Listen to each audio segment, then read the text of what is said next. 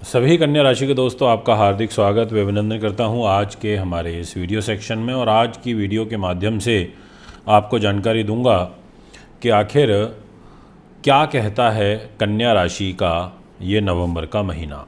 क्योंकि इस राशि के स्वामी ग्रह होते हैं बुध, और बुध पूरे महीने वृश्चिक राशि में रहेंगे, उस राशि में रहेंगे जिसके साथ उनका शत्रुता का भाव है, यानी कि इधर 8 नंबर में बुध ग्रह। अब ऐसी स्थिति में बुध का इस घर में तो जाना एक तरीके से गले पे बैठना तो अच्छा है, थोड़ा गले से रिलेटेड प्रॉब्लम में तो कमी करेगा, पर आपको शत्रु राशि में हो जाने के कारण मेहनत ज़्यादा कराएगा और उसके बाद आपको रिजल्ट देगा। इसके अलावा सूर्य नीच के रहेंगे, मंगल भी नीच के रहेंगे। सूर्य मंगल का नीच होना ज्योतिष में अच्छा नहीं माना जाता। ये दो ग्रह नीच हो जाते हैं तो तकलीफ़, परेशानी, बाधाएं उत्पन्न करते हैं। क्योंकि राजा हो गया, सेनापति हो गया, बिना राजा के भी काम नहीं चल सकता और बिना सेनापति के, होम मिनिस्टर के भी काम नहीं चल सकता। इन्हीं को सब कुछ संभालना है, देखना है। तो ऐसी स्थिति में मंगल ग्रह नीच के होकर के लाभ स्थान में बैठे हैं 11th हाउस में। अब यहाँ पर मंगल कष्ट देते हैं, परेशान करते हैं, दुखी करते हैं। अब अष्टमेश मंगल है, यानी कि अष्टम भाव, जो कि हमारी आयु का होता है, इस घर का मालिक होकर नीच हुआ और साथ में धोखे देने वाले घर का मालिक होकर नीच हुआ, तो ये भी अपने कुछ ना कुछ तो रिजल्ट देगा ही, शुभ और अशुभ। और क्या क्या चीज़ें आपके जीवन में घटित हो सकती हैं, ये सारा डिटेल फल आपको बताऊंगा। सबसे पहले आपसे विशेष आग्रह करूंगा, अगर आप हमारे YouTube चैनल पर नए हैं, आपने चैनल को सब्सक्राइब फॉलो नहीं किया तो ज़रूर करें, बेल आइकन के बटन को दबाएं ताकि तुरंत सारी इन्फॉर्मेशन आप तक पहुंच सके और आप इन वीडियोस के माध्यम से अपने आगे आने वाले कल को संवार पाएँ। बात करता हूं कन्या राशि के अकॉर्डिंग कैरियर की। ये कैरियर है, इस घर की जिम्मेदारी बुध के पास है, परंतु केंद्र में कोई शुभ ग्रह नहीं बैठा, यानी कि ये 4th हाउस भी खाली है, 7th हाउस में राहु है, अशुभ ग्रह, 10th भाव में कोई ग्रह नहीं है, आपके 1st हाउस में केतु बैठे हैं। बस 7 तारीख से यहाँ शुक्र ज़रूर आ जाएगा और फिर ये आपके कैरियर को देखेगा, यानी कि 7 तारीख से नवंबर महीने में कैरियर उदय होने के योग बनेंगे, कैरियर बल पकड़ेगा, कैरियर पॉजिटिविटी की तरफ जाना शुरू होगा, ऐसा आपकी राशि कहती है।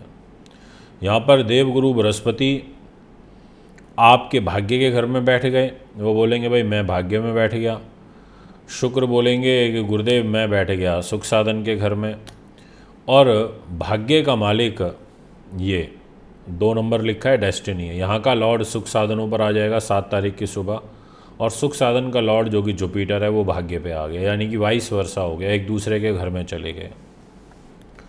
प्रॉपर्टी, वाहन, ज़मीन, जायदाद, मकान, दुकान, इस दृष्टिकोण से अच्छा है। इस प्रकार के जो सुख सुविधाएं हैं वो आपको प्राप्त होते हुए नज़र आ रहे हैं इस महीने में, ये मैं आपसे कहना चाहूँगा।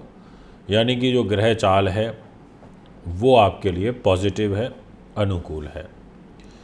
इसके अलावा और कुछ महत्वपूर्ण बातें हैं जो आपका जानना आवश्यक हो जाता है, जैसे मंगल ग्रह आपके लाभ के घर में नीच होंगे, विदेश के घर में नीच होंगे, बड़े भाई बहनों के घर में नीच होंगे, ऐश्वर्य सुख संपत्ति के घर में नीच होंगे। तो सुख साधन, प्रॉपर्टी, वाहन तो चलो आपको बुध और शुक्र मिल के दे देंगे, पर जो मंगल है वो आपके विदेश के घर में नीच हुआ है। इसका मतलब विदेशों से रिलेटेड रोक मंगल ग्रह के द्वारा यहाँ पर देखने को मिलेगी। मंगल काम को बिगाड़ने की पूरी कोशिश करेगा। आयु में जिन लोगों को विशेष रूप से स्वास्थ्य के दृष्टिकोण से परेशानियां चल रही हैं, उन लोगों के लिए कष्ट रहेगा, ये मैं आपसे कह देना चाहता हूं। तो यानी कि जितने भी जातक अभी फ़िलहाल मुझे सुन रहे हैं, आप सभी से एक ही आग्रह करूंगा मैं कि थोड़ा योजनाबद्ध तरीके से चलिए, प्लान तरीके से चलिए, ताकि जो परिस्थितियां हैं वो आपके लिए अनुकूल हो सकें। दाम्पत्य जीवन एक बहुत बड़ा रोल प्ले करता है हमारी लाइफ में, और इसकी जिम्मेदारी गुरु के पास है। गुरु ने कहा कि मैं मैरिज लाइफ का लॉर्ड हूँ और मैं भाग्य के घर में बैठा हूँ, तो ये है कि मैरिज लाइफ को गुरु मैनेज कराएगा, या ये कहें कि आपको अपने जीवन साथी के माध्यम से लाभ प्राप्त होगा। आपको विशेष रूप से विदेश यात्रा के अवसर, नॉट बिकॉज ऑफ मंगल के कारण नहीं, आपको जुपिटर के कारण। पर अब दो तरीके की विदेश यात्राएं हैं। एक व्यापारिक यात्रा का योग नहीं है क्योंकि मंगल आपके यहाँ पर नीच हो गया है। बट हाँ, घूमने फिरने जाना चाहते हैं और जीवन साथी के साथ जाना चाहते हैं, वो वाली यात्राओं का योग आपके लिए आपकी कुंडली में बन रहा है। यदि बात करी जाए आपके एजुकेशन की, तो एजुकेशन में सफलता मिलेगी अथक प्रयास मेहनत करने के पश्चात, ऐसा आपकी राशि कहती है। ग्रहों का गोचर इस प्रकार का प्रतीत होता हुआ नज़र आ रहा है। यदि बात करी जाए आपके फाइनेंस और परिवार की, तो फाइनेंस का ये घर होता है पैसे का घर, परिवार का घर, वाणी का, आँखों का, रूप खूबसूरती का, जहाँ 7 नंबर लिखा है। यहाँ पर शुक्र का ये घर है, बट यहाँ सूर्य नीच के होकर के बैठे हैं फर्स्ट 15 डेज़। पहले 15 दिन पैसा नहीं रुक पाएगा। पहले 15 दिन तक पैसा प्रॉपर तरीके से अर्जित नहीं कर पाओगे, धन को संचित नहीं कर पाओगे। पैसा आएगा जाएगा, यानी कि खर्च अधिक होगा, ऐसा आपकी राशि कहती है। तो ये जो सारे के सारे ट्रांजिट हैं, ये आपके कुंडली में दिखाई पड़ रहे हैं और इन सभी ट्रांजिट का आपको ध्यान रखते हुए चलना होगा, ये मैं आपसे कहना चाहूँगा। अब दोस्तों, यहाँ पर जो सूर्य है ये यहाँ पर नीच है। अब सूर्य का नीच का दान करना पड़ेगा यदि पैसे की स्थिति को मजबूत करना चाहते हैं तो। इसलिए जितना हो सके सूर्य का दान पुण्य करिए, वो आपके लिए अच्छा रहेगा। इसके अलावा अगर मैं बात करूँ एक और इम्पॉर्टेंट हाउस की, और वो होता है खर्च का। तो खर्च की जिम्मेदारी आ जाती है सूर्य के पास। सूर्य ने बोला मेरे पास खर्चा, और सूर्य जाकर के इधर नीच हो गया, यानी कि आपके खर्चे भी बढ़ेंगे, सरकार से नुकसान होगा, कोई आपके खिलाफ ऑर्डर पास हो सकता है, ऐसी ग्रह स्थिति दिखाई दे रही है।